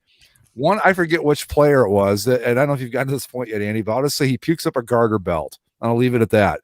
And but at the time that was not done. There was like this pact between beat writers and people that covered the game, and players, and like what you see here, what you say here, let it stay here when you leave here. That was in every locker room in Major League Baseball. Yep. Bouton's like, he actually, a little backstory. He was inspired by a book written by a pitcher named Jim Brosnan, who was with the Reds in, I think, 1961. I believe it was called The Long Season. Okay. Which was essentially a daily diary, but it was more about the game itself. It wasn't, Brosnan did not get into much of the off the field stuff. He did talk about a little bit, if I remember right, like issues that players would have with the management and stuff, but it was all pretty much baseball oriented. It was just kind of like a behind the scenes of like, here's how we do the lineups. And this, it wasn't ball four by any definition, but that's where he got the inspiration for it, was from Jim Brosnan. And he said, what if we just, warts and all, here it is. And the young people loved it. It was the old establishment fucks that had a real serious issue with it. But like people I was too young at the time, but people like in like their 20s and stuff, they thought it was the coolest thing ever, because it was like, hey, this is just like when we play, Yeah. But anyway, it's a great book. Yeah, he's got a great sense of humor and a great writing voice, and the way it's written is very, It's kind of day by day in little, sometimes things are just a sentence or two long. Nothing real major. And he talks, the game is usually an afterthought. If anything, he just kind of talks about his own, what he did in the bullpen that day and stuff like that. And it's pretty interesting to listen or to read, as far as just like learning what the league was like back then. And he was talking about how money's changed. He had to negotiate a like huge pay raise to like $22,000 a year. Yeah. Uh-huh. And I mean, with inflation, I don't know how much that would be, but it sure as shit would be infinitely less than what a premier young pitcher would earn now by like a fraction. I think that was still back when they were still like, unless you were a Mickey Mantle or along those lines, you were basically going year to year on your contract. I mean, I'm not sure about that, but it's the way I read the book was like, it made it sound like if you were a marginal player like Jim Bouton was, he had 2 really good years with the Yankees. And then at the time, they didn't know it at the time, but he'd blown out his rotator cuff, but that wasn't even like a thing when it happened. And that's how he turned out to be a knuckleball pitcher, and he kind of fought his way back into the majors. But back then it was like, if you were him, you had to go every year. And like, say if you went like 21-8, well, that got you a raise to maybe 40,000. If you went 10-9, you were going to lose. Like if you were at 26,000, you were coming down to 18. And it was like that every year for these guys. Yeah. And it's just it's a fascinating look first at the expansion Seattle Pilots, how the game worked back then, and how, have things really changed since then as far as media coverage and all that goes. I think it's great. I love it. It's an important book. And the only other one I've read like it that kind of rings the same way is the Jordan Rules. I don't know, that came out like right when Jordan was kind of at his peak. And that was not from a player's perspective, that's from a journalist perspective. But same kind of thing, to where it's like, hey, you're exposing the business, you're exposing the guys do what we talk about. That's even in the 90s, that was severely frowned upon. But obviously in today's age, players are literally tweeting during the game, so it's right. But yeah, there's still interesting bits of access. Like I'm not sure how often I feel like it's a lot rare to hear about, this guy from this newspaper spent, a month with this team and just kind of was given full access to everything. I feel like that doesn't really happen too much anymore. At least I've seen. But I guess there is other stuff. But go ahead. Like that's budgetary stuff, though, right, Zach? I mean, like a lot of teams or a lot of papers aren't even they're just taking AP reports and stuff instead of sending out actual beat writers, right? Right now, yeah. I mean, especially that. I mean, it's been even more dramatic over the last year. But yeah, I can imagine. And it depends on the sport. Like hockey, they won't necessarily send them on the Western Canadian road trip or something like that. But they'll send them within the division or whatever's cheapest for them. Yeah, well, media's changed an awful lot since 1969 too. But yeah, I think my favorite thing about the book itself is that it's just the Seattle Pilots aspect of it, because as being the sports fans that we are, I mean, that team, it's just such an oddity in sports history. It was a major league team that lasted 1 season. They're the Milwaukee Brewers now, by the way, if anybody doesn't know that. But yeah, it's just like that. Without that, I don't know how much history we have, because there's very little footage of them that exists. There's a few radio broadcasts, but you go back and try to find anything on the Pilots that isn't part of that book, and good luck. The only thing people know about the Pilots is they had those hats with the. I have one of those hats, as a matter of fact. Yeah, got it for my birthday a few years ago. I thought it was kind of interesting because he mentions uniform stuff from time to time. Right. He mentioned the stirrups thing. Yeah. And how he said that, initially stirrups were just supposed to reveal just a little bit of the sock. There's like a half moon of sock. But then people, I can't remember who necessarily started the trend, but he said they would actually find similar colored material to extend the stirrup, make it as tall as possible to where we see the tall stirrup of that era where they went up really high up the leg. And I personally always found that to be a stupid, goofy look. But back then it was hot shit. That and sideburns were the big deal back then. Well, when I was a kid, like in Little League, this is probably more like in the early 70s, but we wanted our stirrups to look like that. And you just couldn't do it because they weren't built that way, But yeah, And now you look back and go, well, I'm kind of glad we didn't do that. But at the time, that was the coolest thing going. Right. And if you can find a pair of white cleats, forget it, man. But it's just a different era. But it's a cool book. I'm glad you're enjoying it, Andy. I think that you're going to like it even more as you get into it, because some big stuff happens in it, and he addresses some race issues, which really gives you some good insight into what was going on at the time with that. I mean, it's definitely dated in some way. Like he still says, Negroes. I mean, but that's the era, though. I mean, but he's extremely progressive for the time period. Exactly. It's kind of funny because he's very much like, if you look at pictures of the guy, he's this white bread looking, clean shaven, no nonsense looking guy. But he's, incredibly, and he even jokes about that. People often approach him like, oh, you must be, you must hate all this Vietnam War, counter stuff. And he's like, actually, not a big fan. And he, when you finish this, if you can find it, it's kind of hard to find, but he wrote a sequel called "I'm Glad You Didn't Take It Personally." Yeah, just the sense of humor there on display. And if you read it, it really does a good job of covering the reaction to Ball 4. And it's that worth a look. But anyway, we're probably losing most of the audience with this. You're talking about books. Shut the fuck up. Books that are 50 years old or whatever they are now, and the Islanders are up 1-0.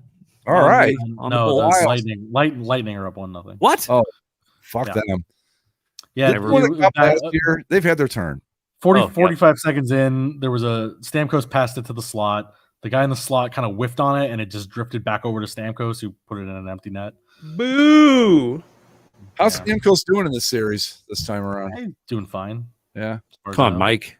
What are you doing? He's just getting drunk and doesn't care.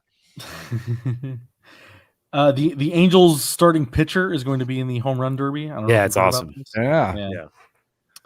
How was the game you went to? He has 23 home runs in 67 games, which no Angels player has ever done. That's all right. Position or otherwise. The game itself was I found it incredible how normal it was. Yeah. Because like the instant you walk through the doors, it feels like nothing has happened. Isn't that weird? It felt like the last 16 months didn't occur. Yeah. That there was no rules or regulations that we ever had to endure. That, masks. I mean, occasionally you see the workers wearing a mask, or a couple people would still be wearing them. And there were signs around here and there that said, if you're not fully vaccinated, please wear your mask. But otherwise, you wouldn't know the difference. I'm going to find out for myself this weekend. There's a big drag racing event here in town. Yeah. The NHRA stop. I'm not a big drag racing fan, but it's like right down the road and it's cool. Yeah. And it's going to be a big crowd for that. It's going to be my first one since this whole thing. But I find that even just going into stores and stuff, I like it. Don't get me wrong. I'm completely happy with it, but it is still a little, certain things is taking a little getting used to. You're going, wow, it's great, but it's a little strange. I was more weirded out by going into the stores than I was going into the stadium, if that makes it does.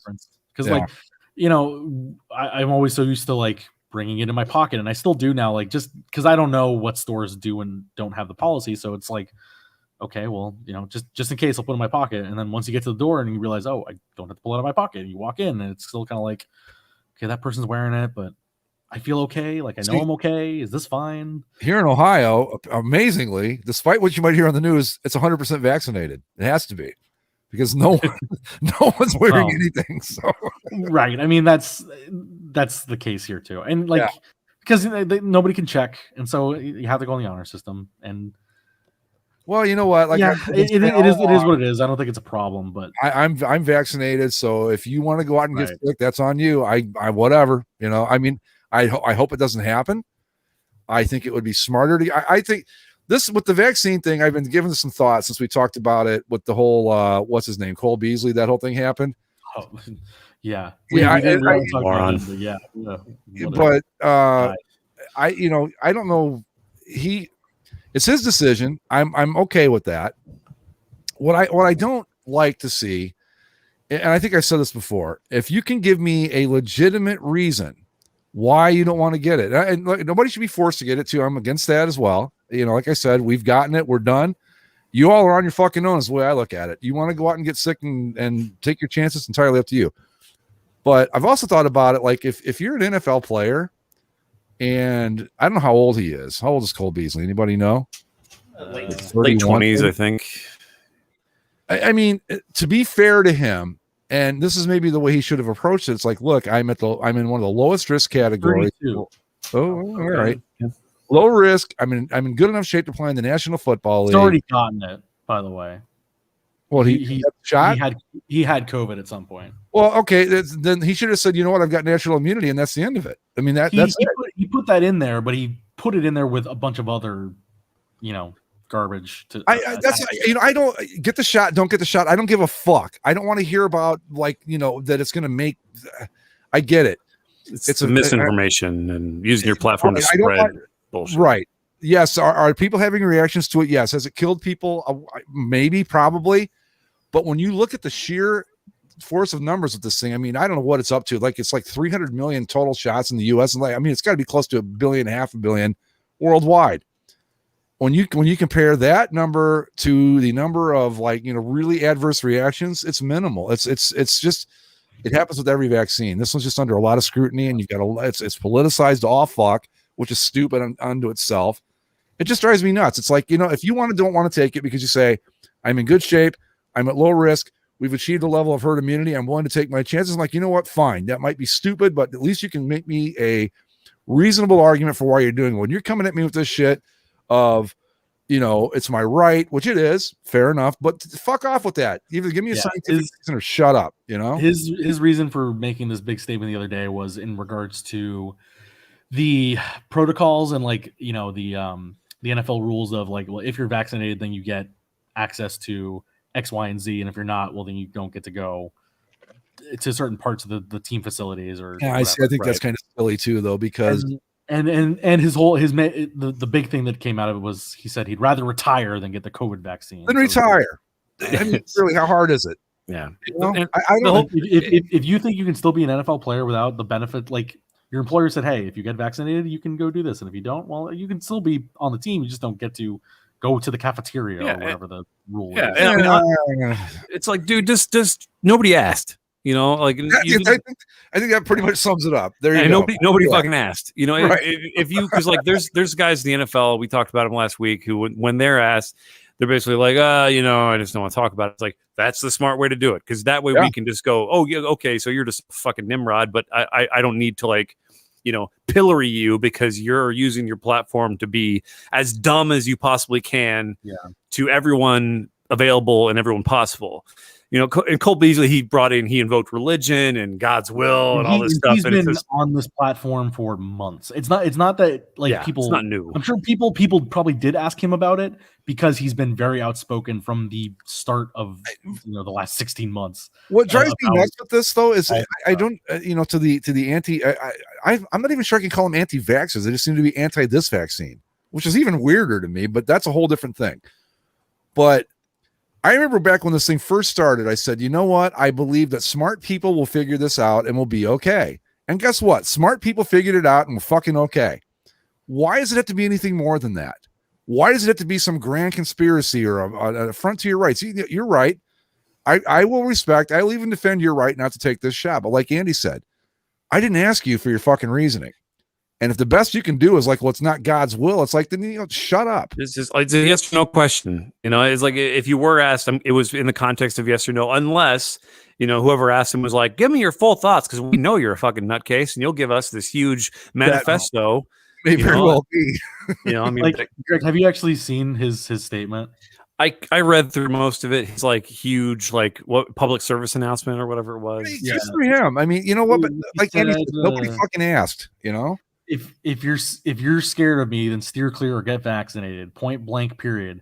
I may die of COVID, but I'd rather die actually living. I have family members whose days are numbered. If they want to come see me and stay at my house, then they are coming regardless of protocol. I don't play for the money anymore. My family has been taken care of. Find me if you want. My way of living and my values are more important to me than $1. I love my teammates and enjoy playing ball, all because the outside BS goes out the window. I just want to win the Super Bowl and enjoy these relationships that will be created along the way. For fuck's sake. I think you're going to give Greg. He's going to have a stroke if you keep reading. I'm not going to. Here's his big thing. I'm not going to take meds for a leg that isn't broken. I'd rather take my chances with COVID and build up my immunity. Hey, fuck nut. Did you get a polio vaccine when you were a kid? Eat better, drink water, exercise, and do what I think is necessary to be a healthy individual. That is my choice based on my experiences and what I think is best. Okay, I'll play for free this year to live the life how I've lived it from day one. If I'm forced into retirement, so be it. I've enjoyed the times I've had. I'll get to live freely with my wife, kids, and extended family forever. We'd get to enjoy the times that we missed from the sacrifice we had to make. But just so I could play this wonderful game, either way, it's a win-win. Just go fuck yourself. You're gonna kill Greg. You're gonna kill Greg. Stop reading This it. kind of shit just drives me crazy. I've said it enough times. You guys all know where I stand on the vaccine. Get it? Don't. I don't fucking care. But you know what? If you're not going to get it, just go. I'm not going to get it, and shut up. Because all you've done is you've taken what I respect as your right, as your decision, your medical decision, your medical history, your medical procedures. None of my fucking business. And you know what? You went and made it my business. And now I've got no choice but to point out what a fucking moron you are. And that bothers me. Because now you're wasting my fucking time, you idiot. So you know what? The next time somebody has to go, nope, no explanation, just not going to do it. And I'd be like, well, you know what? I can't argue with that. This I can argue with. So this earlier in that day, he made a tweet responding to somebody. This guy was tweeting at him, said, who is this guy? He's verified. He works for the Bleacher Report. This guy said he was in a conversation with Danny Cannell. God. Yeah. So this Bleacher Report guy said he can kill people. He can kill people who are actually medically unable to get the vaccine or contribute to the spread of the variants that could prove resistant or be more dangerous to current strains.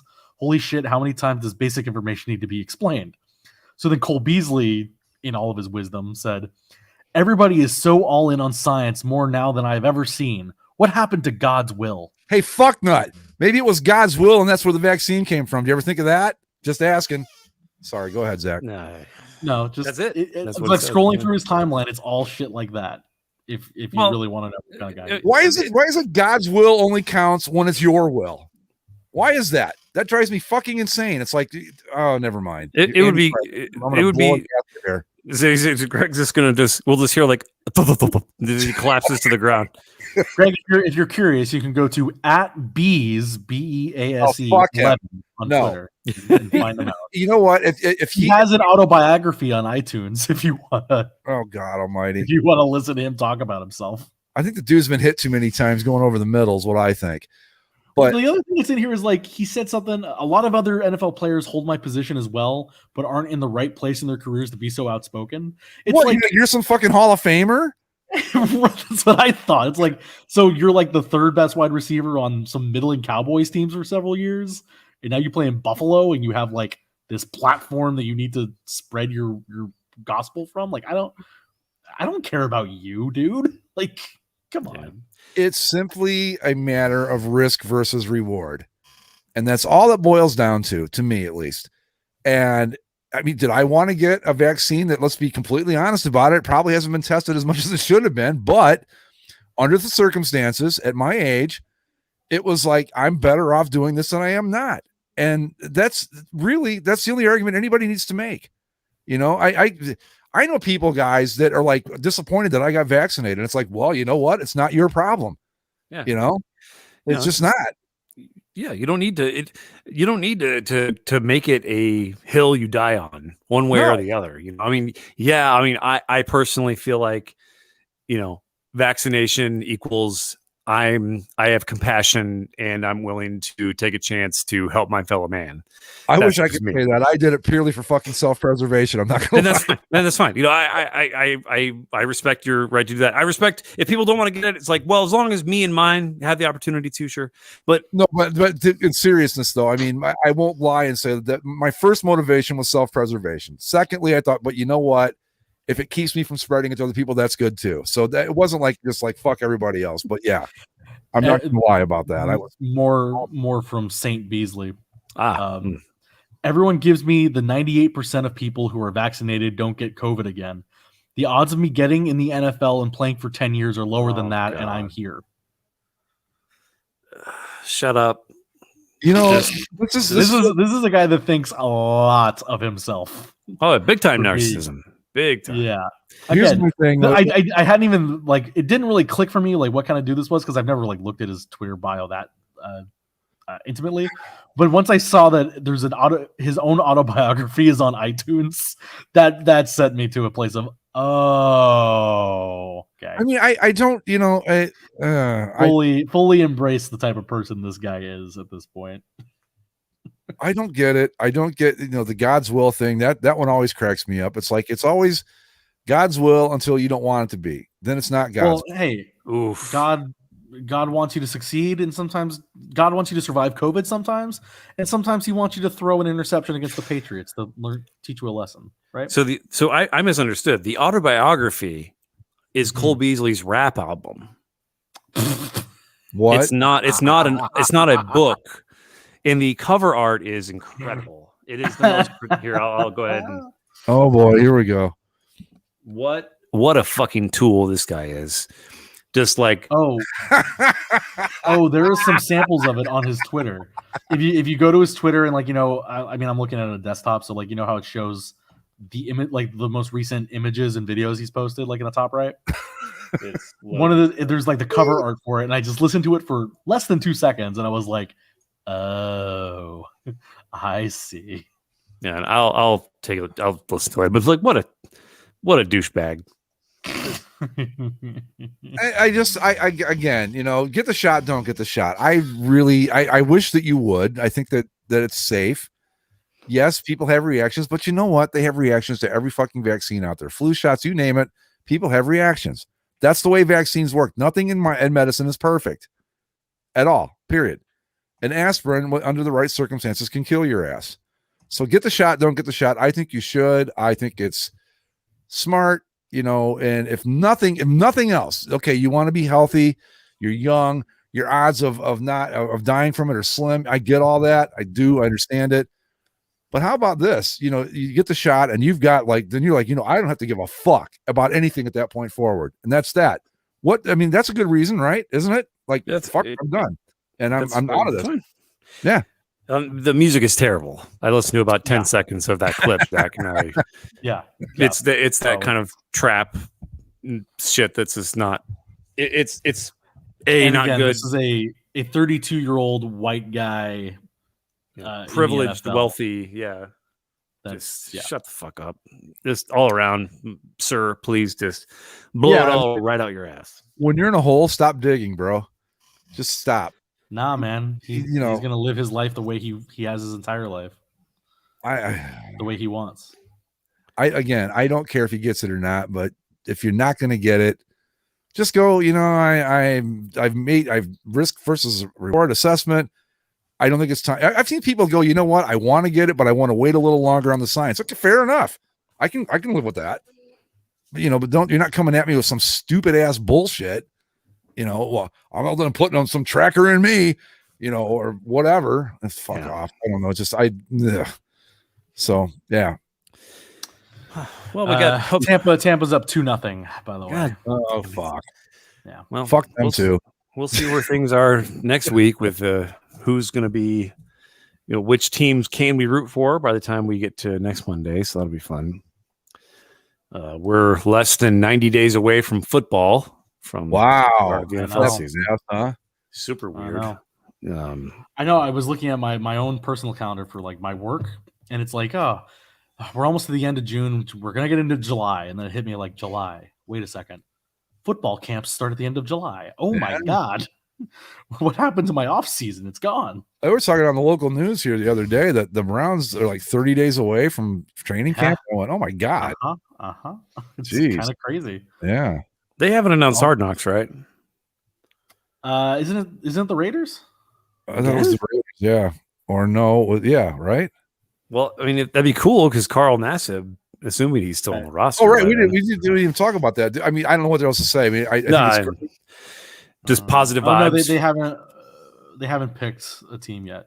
No, but okay. Carl Nassib, good for you, man. And he's the first NFL player to be openly gay and play in the league, and great. And so he's 28. He's not, he's not a washed up dude. He's in the thick of his career.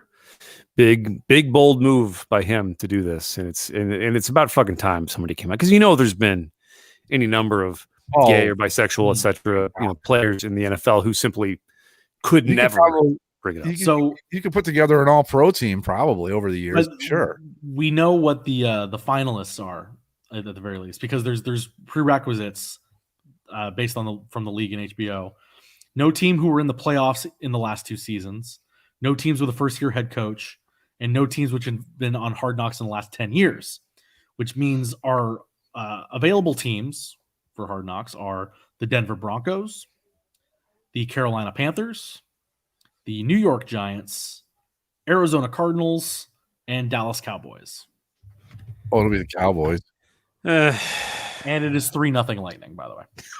Okay. Mike's heading for the exit right now. I guess he's probably he's just down here yelling swear words at people. Yeah, that's fine. He's rooting for the team in blue and white. That's fine. Yeah. Just squint your eyes if it kind of looks like the Leafs from afar. Anyway, Carl Nassib, I hope that's the last we have to talk about it, because not because it's a bad thing, but because you know what, it shouldn't be an issue in this day and age. Good for him. And he made during his announcement, he also made like $100,000 donation to the Trevor Project, which is a good organization for that stuff. And as really far as financial I've seen from the players on Twitter, I've seen nothing but good reactions from players. Why would you care? I mean, honestly, why would you care? I think it's more, I mean, we don't need to go far down to this rabbit hole, but it's like your guys, you're showering together.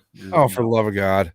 And I understand people's trepidation to it, but like, I do too, to an extent, but I also think this, though. That is like saying that a man just simply cannot control himself under any circumstances, and I don't think that's true either. Right. No, of right. course. It's all... and that's what I was going to say, too, is like it's 2021, and I think we've, especially with the younger players that are now in the league, I think a lot of them are over that sort of thing by now. But yeah, I'm also sure that there's some phobias that are still about in the league for sure. Well, you get over it. Baby steps. But this is good, and but it got me thinking though. There was a guy that played for the 32s, or excuse me, the Washington Soccer Force Collective, or whatever the fuck they were.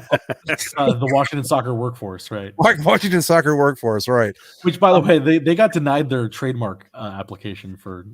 Yeah, so they're not going to be the football team next year. I don't think. No, they need to be the Washington Soccer. Was it again, Zach? Soccer Workforce. Washington Soccer Workforce. Washington Soccer Workforce. That's the best name they're going to come up with. I don't care what anybody says.